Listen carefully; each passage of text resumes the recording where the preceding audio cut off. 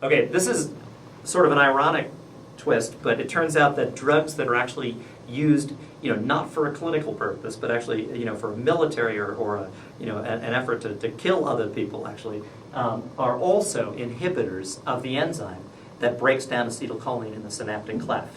So nerve gases like sarin gas, for example, actually also bind, although they bind irreversibly. They actually bind to those enzymes that typically break down acetylcholine in the cleft, right, and end the message, particularly at the neuromuscular junction, right, in the periphery. And they prevent the breakdown of acetylcholine, so more acetylcholine will accumulate. Much, much more will accumulate. And you'll get overstimulation of those postsynaptic receptors.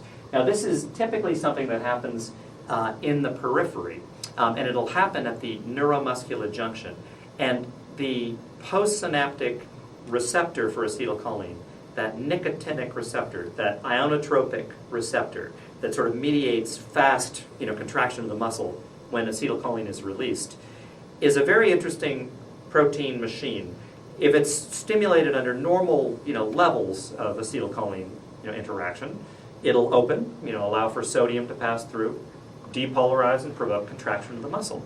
If it is overstimulated, it will actually shift into a different structural form, and it'll become what we call desensitized. It will no longer respond to acetylcholine. So with overstimulation, by the introduction of a chemical, right, a nerve gas, that binds to and takes out the enzyme that would normally break down acetylcholine, you get this great increase in acetylcholine at the neuromuscular junctions all over the periphery of your body. And there's overstimulation of the diaphragm, there's overstimulation of other muscles, and then those muscles stop responding because that overstimulation has desensitized all those postsynaptic receptors.